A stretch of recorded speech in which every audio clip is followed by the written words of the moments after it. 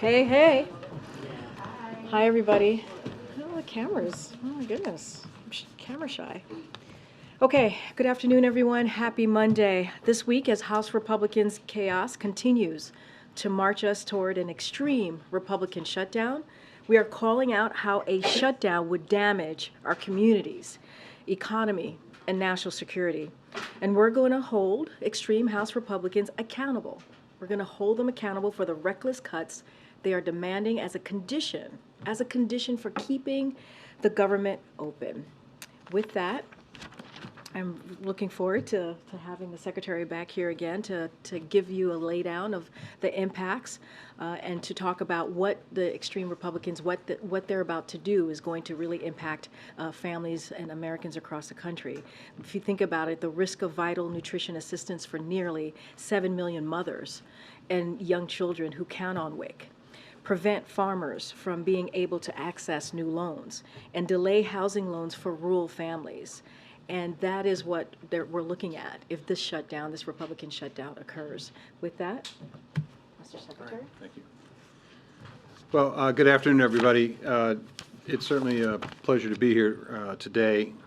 I think most of you probably understand and appreciate that the work of the Department of Agriculture spawns a number of mission areas.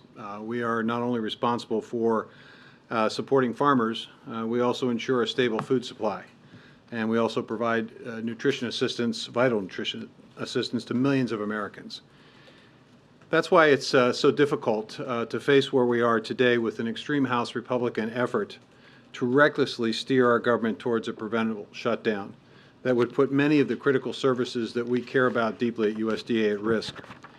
I know about this firsthand because I was Secretary of Agriculture during 2013 when we had a shutdown.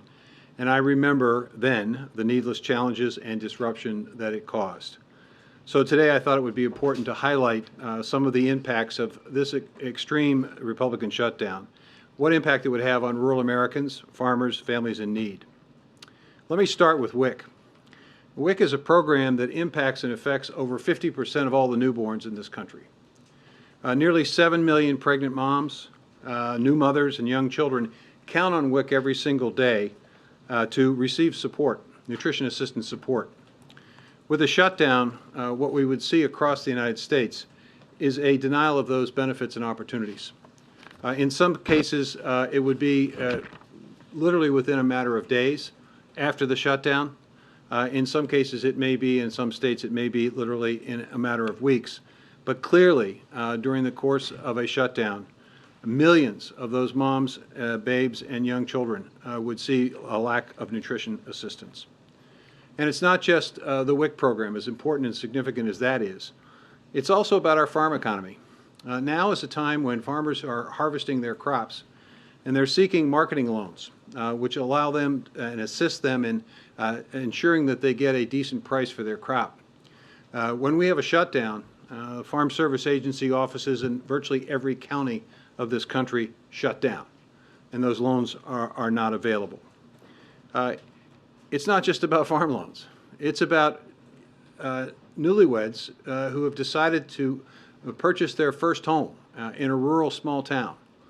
Perhaps they're getting a loan guarantee from a bank that is guaranteed by USDA, or perhaps they're getting a direct loan from USDA to be able to purchase that home.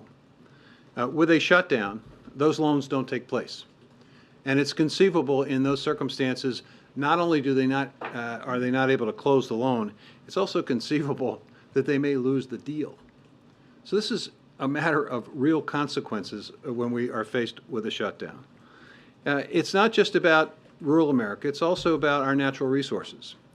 As you probably know, the USDA is responsible for maintaining 195 million acres of national forests and grasslands. These are often places where people go to recreate. And when they do, they provide tourism dollars to communities in which they are going and spending time. When we have a shutdown, those national forests shut down and they're closed. And so those family trips don't take place, and those tourism dollars are not spent, and the jobs they support are at risk. It's not just the services that go to the American public, it's also those who work for USDA. Now, we anticipate and expect that more than 50,000 of those who work for USDA will be furloughed. And when they're furloughed, it means that they don't receive a paycheck.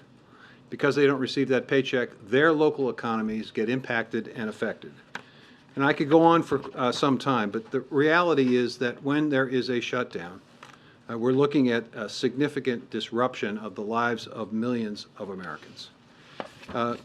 Republicans have called for a CR, and I'll just say two things about that.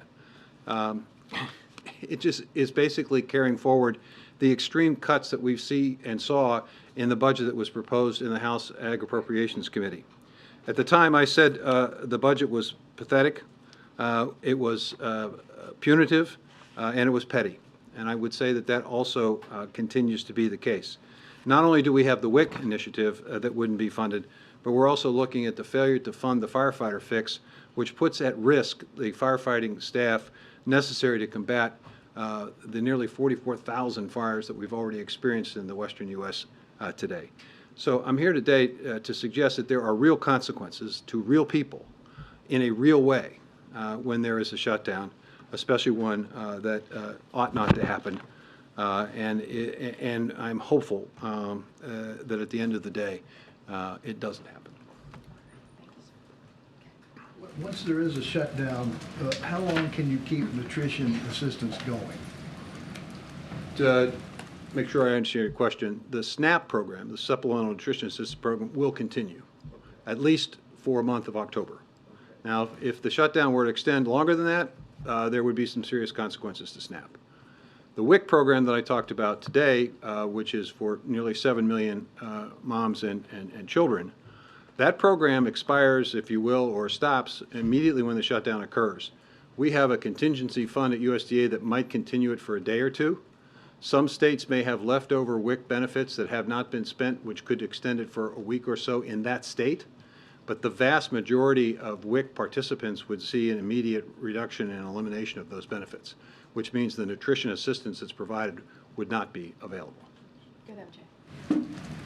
Is there any scenario where if there is no deal and there is a government shutdown that the administration could explore the possibility of exercising any authority to extend the funding of the WIC program past the 1 or 2 days that you just mentioned? There is no authority. It is unlike the SNAP program. We don't have that capability, at least for a period of time with SNAP for a month or so. If we have a shutdown, WIC shuts down, and that means the nutrition assistance to those moms and young children shuts down. Thank you. You mentioned a government shutdown could harm farmers and prevent them from accessing new loans. Help us put this into perspective for Americans.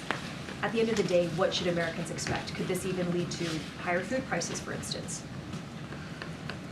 What it leads to is a tremendous amount of stress for those farm families. Just to give you a sense of this, many farm families require off-farm income to be able to keep the farm, and oftentimes they need that loan, that marketing assistance loan, to be able to make sure that they maintain the farm. So it puts at risk the small and mid-sized farming operation in terms of their ability to get credit when they need credit, their ability to pay their bills when they need to pay their bills, the ability to make sure that they can harvest their crop. If they can't harvest the crop or they don't get the marketing assistance loan, then they're in a situation where they don't profit. And if they don't profit, they risk losing the farm. So it creates a tremendous amount of stress. For what reason? There's no reason for this shutdown. At the end of the day, we had a deal that the Senate passed with a majority of senators, a deal that passed the House with a majority of not just Democrats but also Republicans voting for it. A deal's a deal. And, to me, there's no reason for us to be even having this conversation. Go ahead, Misha. Karine. Thank you, Mr. Secretary. Over the weekend, the President mentioned that food safety was also at stake. So can you give us some examples of how during previous shutdowns the absence of food and environmental inspections impacted public health? Well, I think you would want to visit with the folks at FDA. You need to understand that our food safety responsibilities are divided. The USDA has responsibility for meat, poultry, and processed eggs. FDA has responsibility for everything else. I can tell you that in terms of meat, poultry, and processed eggs, we will continue to have food inspection. But that may not necessarily be the case with the FDA. So I think you want to talk to the FDA. I'll show you how silly this is. If you order a pepperoni pizza, we're guaranteeing the safety of it because there's meat on that pizza. If you order a cheese pizza, you're looking at FDA. So are not all food inspectors considered essential workers, just ones affiliated with meat? Well, I can't speak to what HHS does or what FDA does. That's why I think you should visit with them. But our inspectors will be on site. But here's where there is a potential problem. And that is, if there is a situation and circumstance that requires lab analysis, well, no, that's a different story. So, that may impact and affect our ability to detect animal diseases as quickly as we need to, which in turn could affect the supply of food. So it's complicated, but our food inspectors will be on the job. On the potential 50,000 furloughed workers, do you know where those workers, what programs those would be impacted on? Do you know who we're looking at? It's across the board. It's in every county of the country. We have a presence in every county in the country. So it's going to impact and affect literally every county in the country. It's FSA offices, it's rural development offices, it's NRCS conservation employees, it's some of the Forest Service employees, it's a lot of the researchers and people who work for the Agricultural Research Service, ARS. It's administrative staff. You can have people working on the job, but if you don't have the administrative people behind it, the job doesn't get done. It's incredibly disruptive. Incredibly disruptive. And then on another deadline in Washington, how confident are you that a new farm bill will be passed by the end of the year, or is an extension more likely? Well, I know that I think that the chair and ranking members of both committees are working hard to get this done. I would say this, in order for it to get done, it's important for them to understand the importance of using all the tools that would be available for all of the challenges that they face. Not just the farm bill, but the budget. When you undercut and underfund the budget, as some are proposing, cutting it by as much as, in some cases, 20, 30%, you undermine the ability of any farm bill, regardless of whether it's passed or not, to be implemented. And so our challenge at USDA is to provide technical assistance and help to get them to yes. And that's what we're doing. We'll continue to work. Our hope and belief is that the farm community and rural areas need certainty and consistency, and we'll do everything we can to make sure that this thing gets passed as quickly as it can. But it's pretty tough to do if there's a shutdown. Good analysis. You can't do it. Thank you, Mr. Secretary. A follow-up on that is, to what extent would a shutdown affect the ability of your leg affairs folks and maybe negotiations with the Hill on the Farm Bill? Could the Farm Bill reauthorization be delayed because everyone is dealing with the consequences of a shutdown? So here's how it works. Some senator or representative has a great idea about how they might be able to solve one of the problems they're trying to solve with the Farm Bill. They call our office for technical assistance. The phone's not going to get answered because no one's there. Why aren't they there? Because we're in a shutdown. That's why it's so ridiculous for us to even talk about this. We need to get, the speaker needs to do his job. He fought for it. He negotiated for it. He needs to do the job and get the job done. Go ahead, Phil. Thank you. Switching gears to a slightly different topic, has the Department of Agriculture seen anything in the purchase of farmland by Chinese corporations or Chinese nationals that would suggest a threat to national security or food security, or are those concerns that we've increasingly been hearing about, are those overblown? Well, I think there's concern, as there was in the North Dakota circumstance, where the Chinese interest was purchasing land near a military installation. I think there's legitimate concerns in that space, and I think that's one of the reasons why we've articulated the need as a department to be more engaged in the CFIUS process. I would also say that I think there's work to be done to give us the tools to be able to do an even better job of ensuring that we know when these transactions take place. It's complicated, but every county has their county recorder. And on any given day, somebody may walk into that recorder's office and file a deed, and there's no way of knowing precisely whether or not that is a Chinese purchaser. So we would, we need to work on how we might be able to collect the information and be able to analyze that information in a timely way so that we would determine whether or not a threat exists or not. So it sounds like you're not confident in the current system as it's set up to necessarily monitor. Well, it's not that I'm not confident. It's that I think we could be, I think we're confident in the job we're doing today because we are able to identify circumstances, as was the case in North Dakota. I think that if folks are looking for a foolproof system so that nothing gets through the cracks, then I think there are ways in which we can be helpful and we can improve that process. Being part of CFIUS, I think, is part of it. Being able to collect information in a way that allows us to go a little bit deeper and a little quicker would be helpful as well. We're going to wrap it up. Yeah. How would the shutdown affect programs that are used by farmers, like crop insurance? And as part of the country is under really extreme drought conditions, do you see a need for kind of supplemental funding to come in and help folks, replant their crops? Well, I think there are certain circumstances where, notwithstanding the fact that we have a pretty good safety net, that there are some types of crops that would need a little bit of additional help. Florida and Georgia in particular, I think of two states where there are significant needs and challenges. Fortunately, the shutdown does not impact and affect crop insurance, but a failure to extend the farm bill or get a farm bill done could, which is why we don't want to shut down, so they can work on the farm bill to get it done, and we don't have the disruption to the WIC program, the firefighters, the farm loans, the home loans.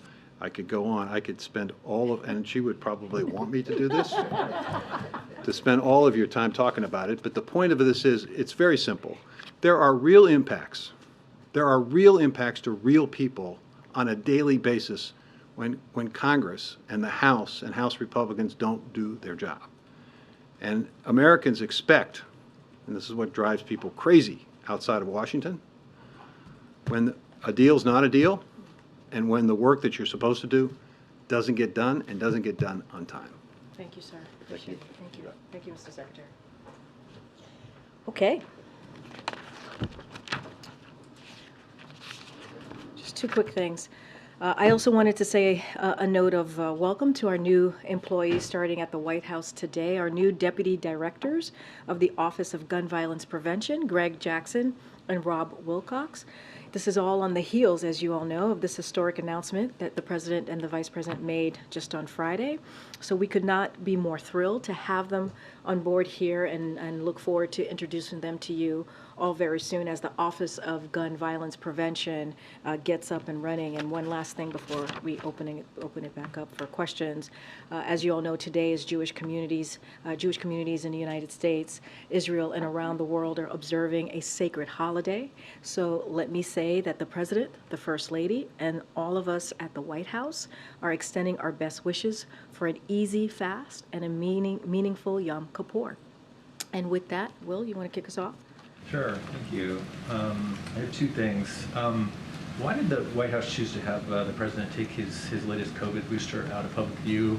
Isn't this a time when, given the promotion of boosters and how important they are, that the public might want to see the President have?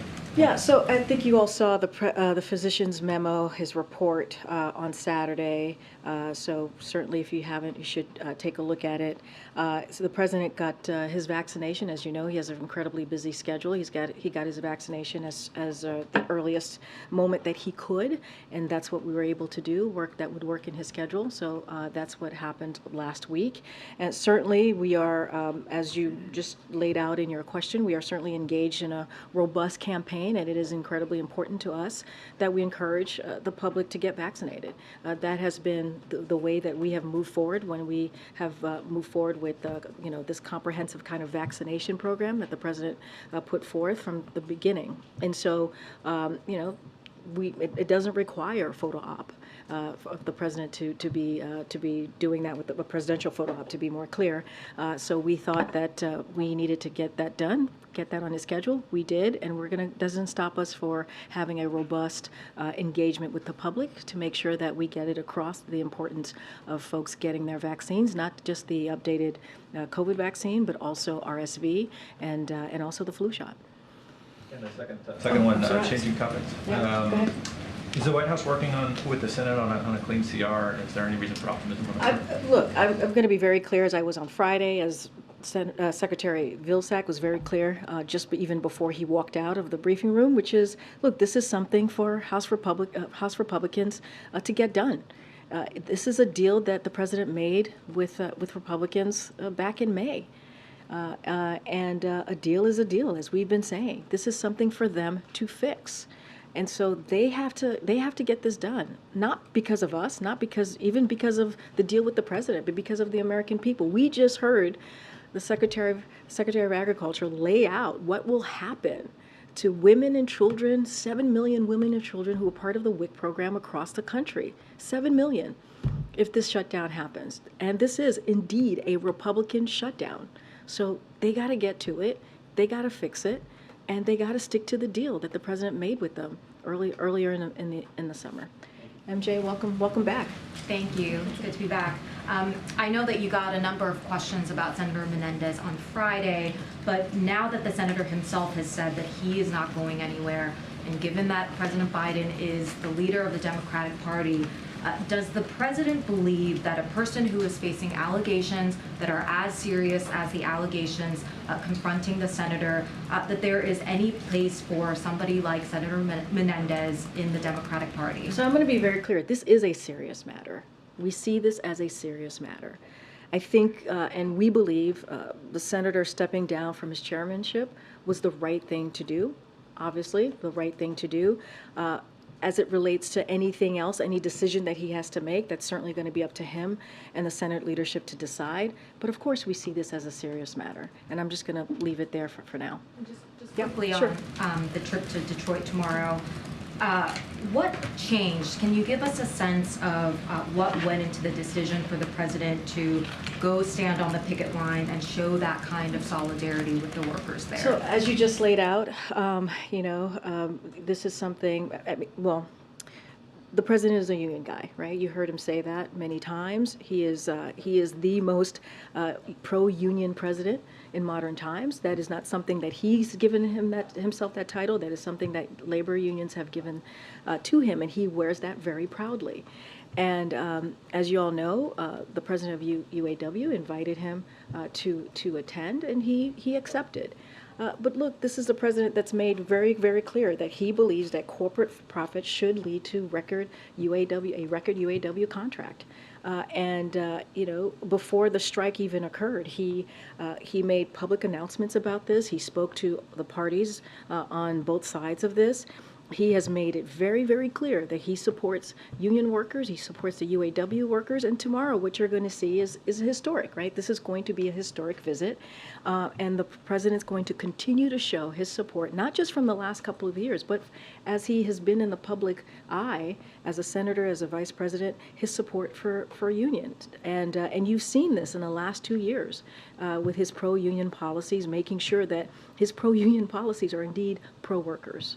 So should we take from the visit that the president is explicitly taking the side of the union workers as opposed to the companies? Well, he has been very clear, right? He is pro UAW. He is pro workers. You know, that is this president, right? He has said the middle class was built. The unions built the middle class. This is something that he said over and over again. He's always been on the side of workers. He believes that there is an opportunity here, and he is encouraged and he is pleased by seeing both sides continue to have that conversation. It is their negotiation to make, right? This is why he says he believes in collective bargaining, and he believes that there could be a win-win agreement here. But he's always going to stand on the side of workers, always. Okay. Okay. I'll come to you after, Joey. Go ahead, Steve. Did Trump's decision to visit the UAW workers play into your decision to go? Absolutely not. This is a decision to visit the picket line was based off his own desire. This is what the president wanted to do, to stand with auto workers. That's what you're going to see the president do tomorrow. And he, as you all know, Sean Fain's invitation from last week, he accepted that invitation and is proud to do so. And secondly, does the president endorse the specific terms of the latest proposal by UAW leadership, or is there room for further compromise? So I'm not going to get into negotiations from here. This is for the parties to negotiate. We're not going to speak to what's being put at the table. What we have said over and over again is that we believe there's an opportunity here for a win-win agreement. We believe with corporations having record, making record, deals, there should be UAW should have a record contract. And that's what the auto workers deserve. That's what workers deserve more broadly. Okay, Joey. Yeah, did President Biden reach out to the auto companies to notify him that he would be going to join the picket line with UAW? I don't have any readouts of any calls that was been made regarded to this as it's related to the companies. As you know, we have said many times before that he's spoken to the companies. He's spoken to all parties. As you know, we have two members of Gene Sperling, a member here of the White House senior advisor, and also, as you know, the acting secretary, Julie Sue, have been in touch, in regular touch with all parties as they are negotiating this process. But we are, I don't have anything to read out except that the president was pleased to accept the invite that was given to him, that was provided to him by the president of UAW, and he is always going to stand by the side of workers. And can you provide us some more information on the details of the format of the event? Is he going to be speaking? Is he going to be, what exactly will he be doing, and where in Wayne County, Michigan, is he going to actually be going? So don't have any specific details at this time. Look, this is going to be a historic trip. That's going to underscore the president is the most pro-union president in history, and so that's what you're going to see. He's going to be going to join the picket line, standing in solidarity with the men and women of UAW. That is important for the president, he believes, to do. And as they continue to fight for a fair share of the value they helped create. If you think about what the these corporations, kind of the record profits that they've been able to make, they believe, and we believe, that they're owed a fair share of that. Thanks, Karine. Just to clarify, since President Biden will be making this trip, does this mean he supports the 40% pay increase and 32-hour work week? I'm not going to get into the details of what's being negotiated right now on the table with certainly with the parties. What we're saying is that we support the auto workers. That's what you're going to see with the president tomorrow. This is a historic event, a historic trip. And this continues to show how indeed this president is the most pro-union president in history, and he stands by the side of workers. This is what you're going to see tomorrow. And separately, the White House has made it very clear that it's on Republicans to avoid the government shutdown, not on the White House, but our latest polling shows that a higher percentage of Americans would actually blame the shutdown on the president and the Democrats, not on Republicans. Why do you think that is, and should the president be out there speaking more on this issue? We're going to be very clear. This will be a Republican shutdown, right? This is extreme House Republicans who have made it very clear that the chaos that we're seeing in the House, they are marching us towards a government shutdown. That shouldn't be happening. This shouldn't be happening. This is the job of Congress. One of the basic jobs of Congress is to keep the government open. A deal was made. I mean, I can't speak to your polling, but what I can speak is to the facts. The facts is a deal is a deal. It is up to them to keep the government open. This is something they can do. They know how to fix this. And it is an extreme part of the Republican Party that is holding this, because they want to ram through extreme policies. That's going to hurt the American people. So we're going to continue to be very clear about this. We've talked today about the food safety. You've heard me talk about education, housing, law enforcement, Meals on Wheels, Head Start. So much more will be affected by this, if the shutdown, this Republican shutdown happens. So we're going to continue to be very clear about it.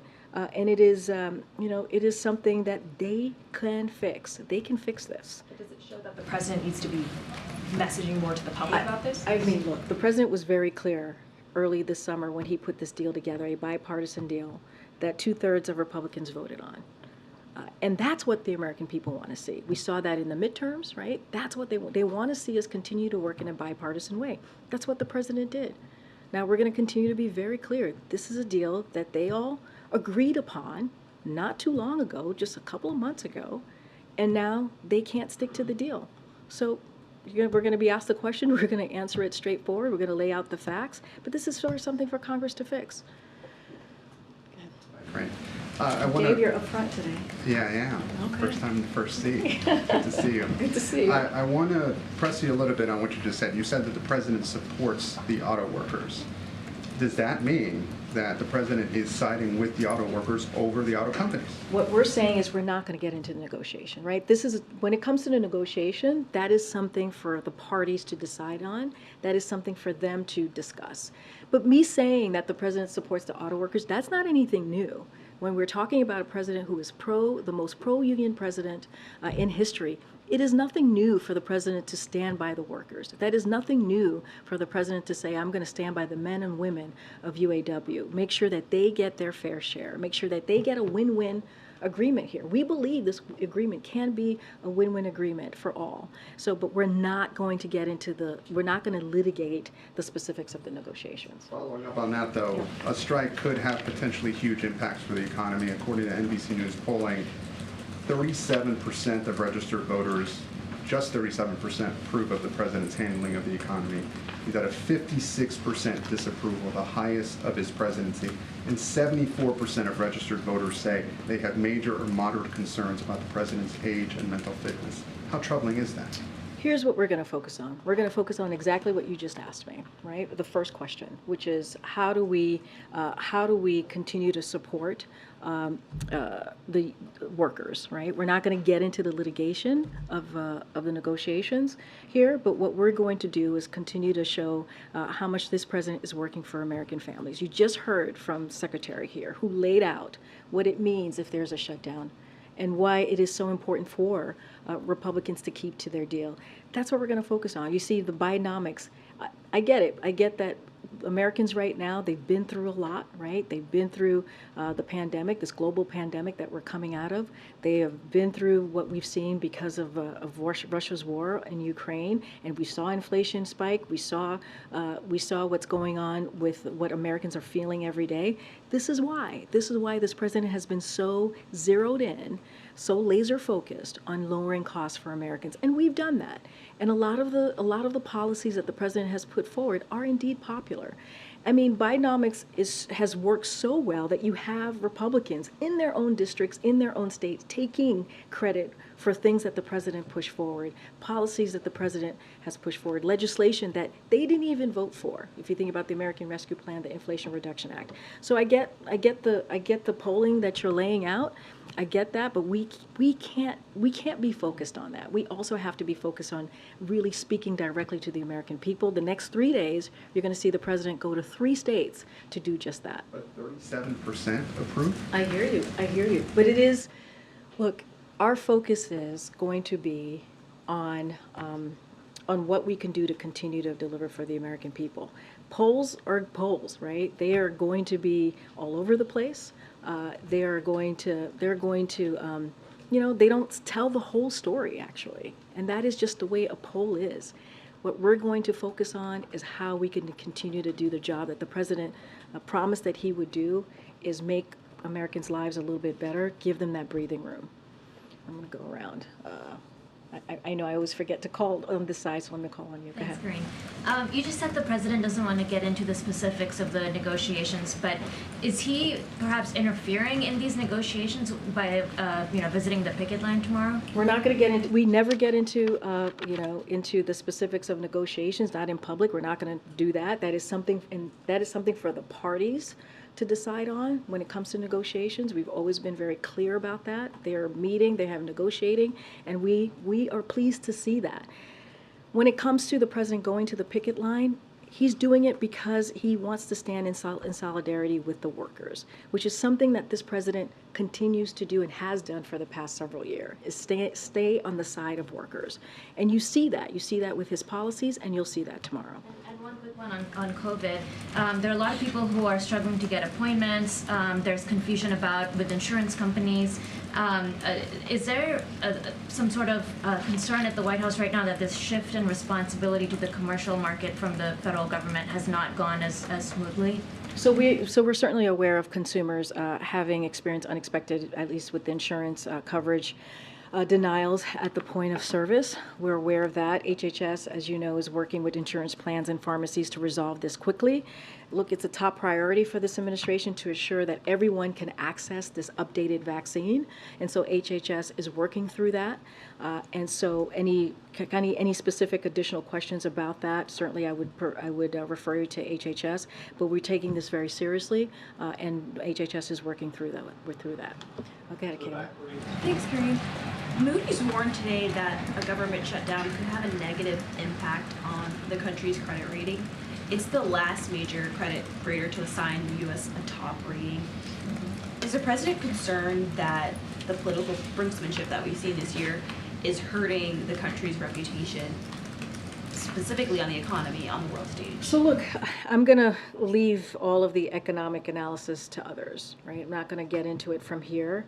But we know that, and I've said this already a couple times, that what we're seeing from Republicans in the House, especially the extreme Republicans in the House, what they're going to do, potentially leading us to a shutdown, is going to hurt American people. And, you know, if you think about it, the 3.5 million jobs that have been created under this president, the under 4% unemployment rate, I would not understand, or we do not understand, why they would put our economy at risk. That's what you're just laying out. Why would Republicans in the House put our economy at risk when we have seen the improvements over the last 2 years? So I'm going to leave leave it to the experts to speak about the economy and what that looks like. But you know, this is a question for them. This is something that does not have to happen. It does not have to happen. Student loans. I know that they're restarting on October 1st, potentially the same day that a government shutdown could start. Is there any consideration of pushing that date back, or is there any guidance that you have for borrowers about what they should expect if workers at the Department of Education won't be available to assist them? So a couple of things. I do want to lay this out. So look, when it comes to student loans, it's obviously our top priority, especially as we talk about the president's economic plan and giving people a little breathing room, especially on their monthly payments. So, you know, that's why the president also launched, as you all know, the most affordable repayment plan ever, which is the SAVE plan. So, you know, if this happens, if Republicans in Congress, you know, go down this road of shutting down the government, we anticipate that key activities at federal student aid will continue for a couple of weeks. But however, if it is a prolonged shutdown lasting more than a few weeks, could substantially disrupt the return to repayment effort and long-term servicing support for borrowers. So the Department of Education will do its best to support borrowers as they return to repayment, as we have been saying for the past several months. But an extreme Republican shutdown, if this occurs, could be disruptive. And just to maybe more, I think about more than 28 million federal student loan borrowers restate payments. That is what restart payments. So this is something that does not have to happen. These are political games that we see from the other side of Pennsylvania Avenue, and it does not have to happen. It does not have to happen. And so that's how we foresee this moving forward. Okay. Thanks. I wanted to further understand a little bit the president's trip tomorrow. Yeah. It seems like by going to stand with workers at a picket line, the president is literally standing with them in the terms that they're seeking in the contract dispute. But when you're asked about some of the specifics of that, you seem to be saying you guys don't want to get into the specifics of the dispute. So is he not standing with them on the terms with which they're trying to negotiate with I mean, to be very clear, he is standing with them to make sure that they get a fair share. That is what he's standing with them on. He is standing with them, and we've said this, that they get the record profits mean a record contract for UAW. That is why he's going. That is what he's standing for. Now they're going to negotiate what that looks like for them. right? That's what they're doing right now. That's what collective bargaining is all about, right? They're going to talk it through what a win-win agreement looks like.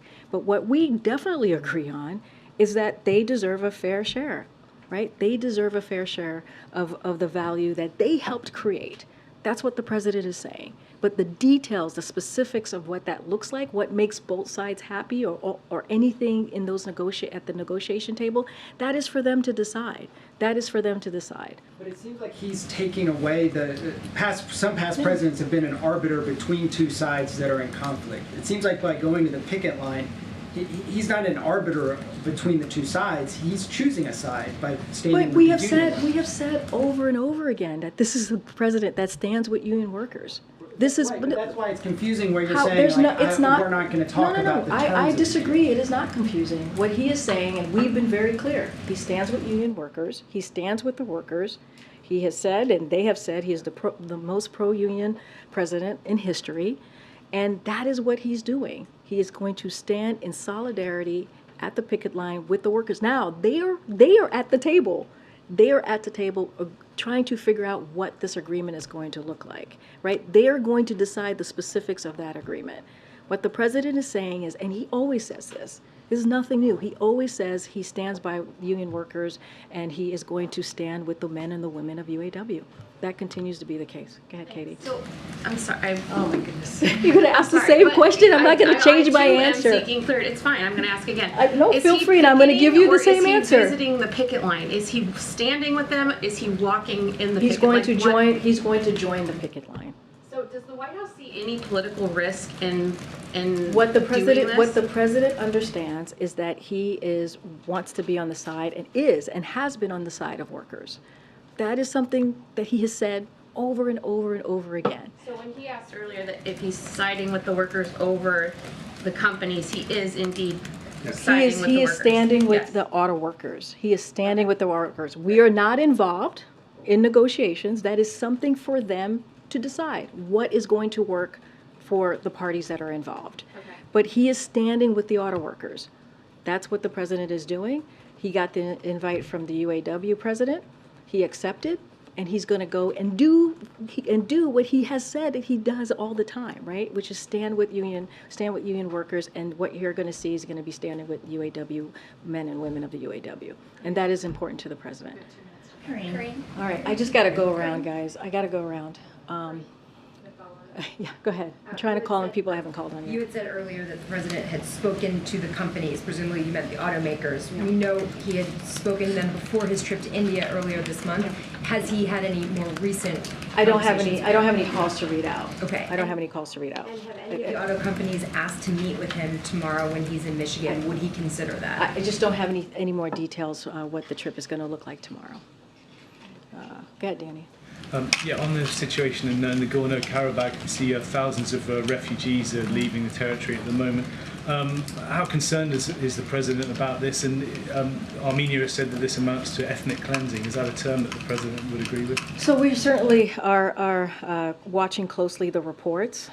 This is something that I would have to refer you to my NSC colleagues to give you any update on. Certainly it is concerning, but this is something that they're keeping an eye on closer than we are here, and so they'll give you an update specifically. Okay. Go ahead. No, go ahead. Myself. Yep.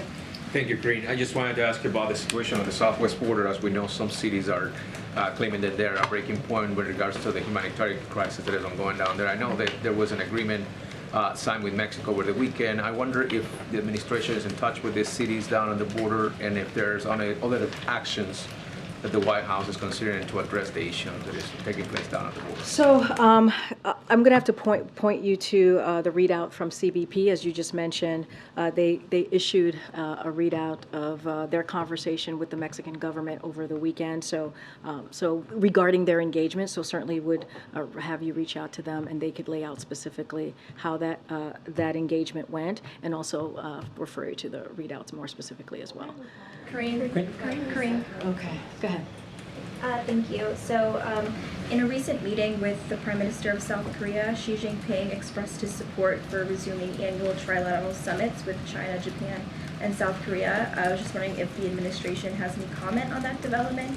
And then additionally, Recently, the Japanese Prime Minister replaced both foreign and defense ministers. Is there any concern that this could impact the U.S. ROK-Japan partnership, especially given that it's happening so soon after the trilateral summit?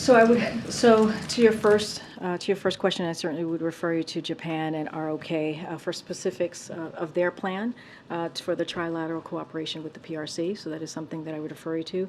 But we here, certainly the United States, respects the ability of nations to make sovereign decisions in the best interest of their people, just as the United States takes steps to responsibly manage our relationship with the PRC and also with our other partners and allies. What was your second question?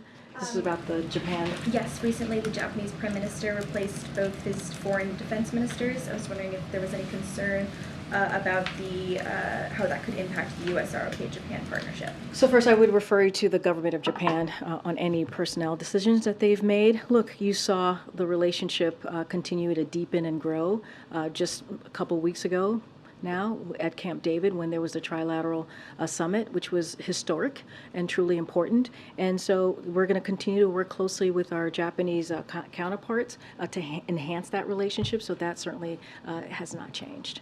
We have to go. Sorry, we have to go, guys. All right. Go ahead. Thank you, Karine. Real quick.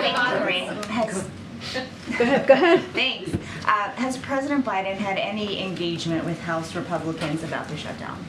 I don't have any engagements to read out to you. As I said last week, we have OMB Director Shalonda Young, who has been in regular touch with members in Congress. We have had our Legislative Affairs Office, who has been in regular touch. I don't have anything to read out on any conversation that the president has had specifically on this, but as you know, and we say this often, is the president is in regular contact with congressional members on an array of issues. But again, when it comes to this, this is something that they can fix. I mean, when we talk about a Republican shutdown risking the vital nutrition assistance for nearly 7 million mothers and young children who count on WIC, prevent farmers from being able to access new loans, and delay housing loans for rural families. I mean, that is something that the secretary laid out very well and in detail, and he's been in this place before, back in 2013 when he had the same role in the Obama-Biden administration. This would be devastating for American families. This does not have to happen. A deal is a deal. This is a deal that 2/3 of Republicans voted on, and they should move forward. They can fix this. As you mentioned, the president helped broker this deal, so why doesn't he do something? Because he already brokered the deal. But he already brokered the deal. He already brokered the deal. They voted on it. He brokered the deal. They took it back. McCarthy took it back to the House. They voted on it. It went to the Senate. They voted on it. 2/3 of Republicans voted on it. This is for them. This is for them to fix. It was already voted on. So a deal is a deal. They have to stick to it. And also, it is one of their number one jobs, one of their top jobs, right, is to keep the government open so that American families don't have to suffer. All right, guys, thank you. Thank you.